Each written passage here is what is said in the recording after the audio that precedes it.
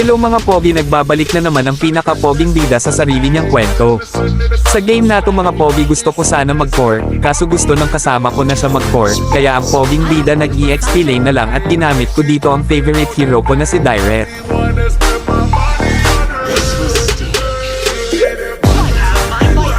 At napansin ko dito na si Aldes pala ka-lane natin, kaya nagpalit agad ako ng emblem para makalamang ako kay Idol.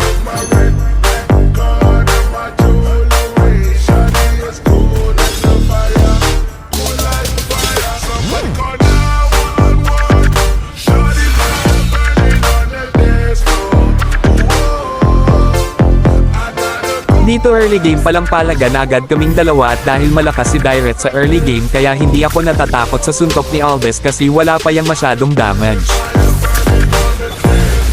At dahil nag-flicker na si Idol, Matic 1-0 agad sa akin kasi Pogi ako. At dito habang pinupush ko lane ni Idol, pinilit pa talaga niya pumalag at nag-freestyle pa siya. Wow, sana all.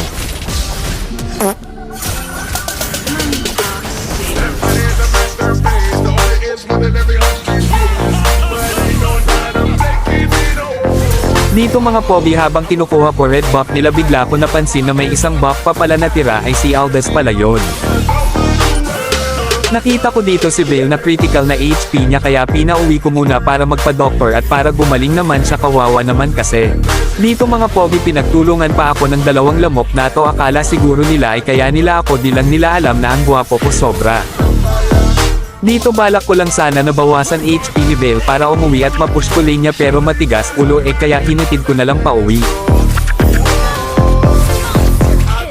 Tagawin ko lang sana buff ni Balman pero di ko nakuha, akala ko uuwi na si Idol pero pumalag pa din porket may red buff.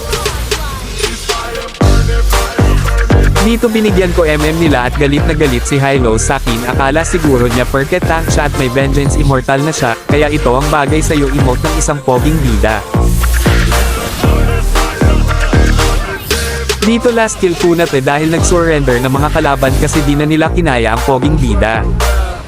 At yan lang muna sa ngayon mga Pogi, salamat sa panunood mga Pogi, baka naman pa-follow at pa-like and comment naman dyan. Maraming salamat, hanggang sa muli nating pagkikita mga Poging katulad ko.